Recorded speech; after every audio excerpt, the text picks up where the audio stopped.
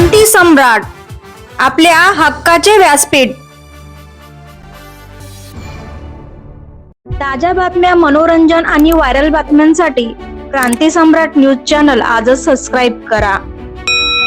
आज दिनांक 13 मार्च 2026 रोजी मी स्वतः ॲडव्होकेट सिद्धार्थ इंगळे JNPTतील एक महिला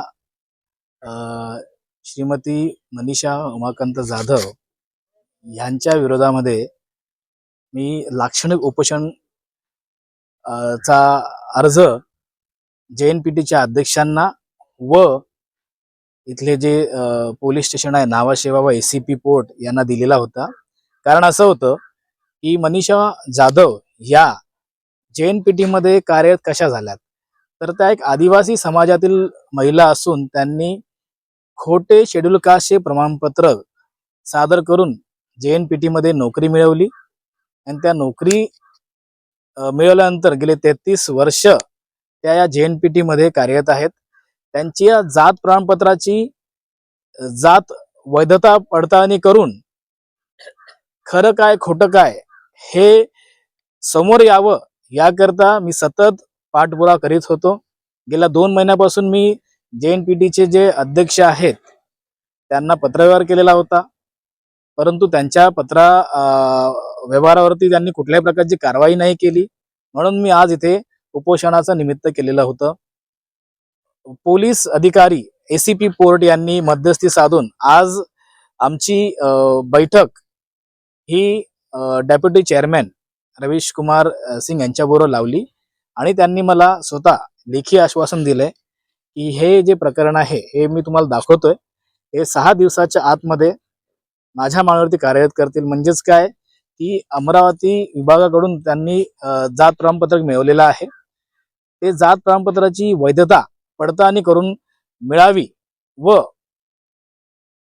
मनीषा जाधव यांना दुसरे पत्र लिहावे आणि त्यात त्यांना विचारावे की आपण केंद्र शासनाच्या प्रिस्क्राईब फॉर्मॅटमध्ये कास्ट सर्टिफिकेट दिलेला आहे का।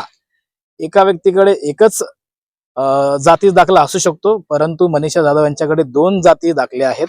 एक जुना आहे त्याची वैधता आहे, परंतु एक नवीन आहे 2022 साली बनवलेला आहे आणि या गेल्या 30 वर्षापासून JNPT मध्ये कार्यरत आहेत। तर नक्की याची चौकशी का होत नाहीये, इतके वर्ष का JNPT चे अधिकारी याच्यावरती गप्प बसलेले आहेत। कारण की इतर जे काही कर्मचारी आहेत JNPTचे होते त्यांच्यावरती तात्काळ सुमोटो स्वाधिकाराने JNPTने कारवाई केलेली होती। मग त्या अधिकाऱ्यांना न्याय वेगळा आणि मनीषा जाधव यांना न्याय वेगळा असं का होतं। त्यांना तर मनीषा जाधव ह्या इथे पायी ठेवू देत नाही, त्यांच्या हक्काचे PF चे पैसे सुद्धा मिळू देत नाही। त्यांना सांगितलं जातं की तुम्ही जर इथे आला तर तुमच्यावरती गंभीर गुन्हे दाखल केले जातील, तुम्हाला काही मिळणार नाही। मग त्याच मनीषा जाधव ह्या स्वतः खोटे जात प्रमाणपत्रक बनवून JNPT मध्ये कार्यरत झालेल्या आहेत। तर कायद्याचा व त्यांच्या पदाचा दुरुपयोग झालेला आहे। म्हणून आम्ही मागणी केलेली होती की ज्यांनी हे खोटे जात प्रमाणपत्रक बनवलेले आहे त्यांच्यावरती अॅट्रॉसिटी कायद्याअंतर्गत गुन्हा दाखल करावा। यावर पोलीस आपली कारवाई पार पाडत आहेत। त्यांनी मला एक पत्र दिलेलं आहे, त्या पत्रामध्ये त्यांनी त्यांच्या बाजूने सुद्धा वैधता प्रमाणपत्र मिळवण्याकरिता पत्र दिलेलं आहे अमरावती विभागाला। आणि आज JNPTने सुद्धा मला लेखी आश्वासन दिलेलं आहे। डेप्युटी चेअरमॅन रवीश कुमार यांनी सांगितलेलं आहे की 6 दिवसाच्या आतमध्ये मी हे दोन्ही पत्र त्यांना पाठवेल आणि तुम्हाला एक प्रत रवाना करेल। गेल्या कित्येक वर्षापासून मनीषा जाधव ह्या इथल्या स्थानिकांवरती, गोरगरिबांवरती, प्रकल्पग्रस्तांवरती अन्याय करत आहेत। त्या पदाचा दुरुपयोग करून इथल्या प्रकल्पग्रस्तांना, इथल्या भूमिपुत्रांना नाहक त्रास देत आहेत। त्या अन्यायाच्या विरोधामध्ये हा लढा सुरू आहे। एका अनुसूचित जातीच्या मेरिटोरियस व्यक्तीचं त्यांनी हे पद खाल्लेलं आहे, त्या पदाची भरपाई त्यांना द्यावी लागेल।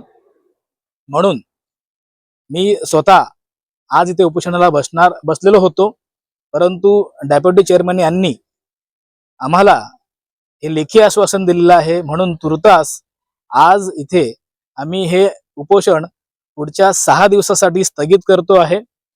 6 दिवसाच्या आतमध्ये जर त्यांनी आम्हाला जे आश्वासन दिले त्याची पूर्तता नाही केली तर 7व्या दिवसापासून पुन्हा हे उपोषण इथे सुरू होईल आणि ते थांबणार नाही. जोपर्यंत जात वैधता प्रमाणपत्रकाची चौकशी पूर्ण होत नाही तोपर्यंत मनीषा जाधव यांचं निलंबन होणं गरजेचं आहे किंवा त्यांना सक्तीच्या रजेवर पाठवणं गरजेचं आहे.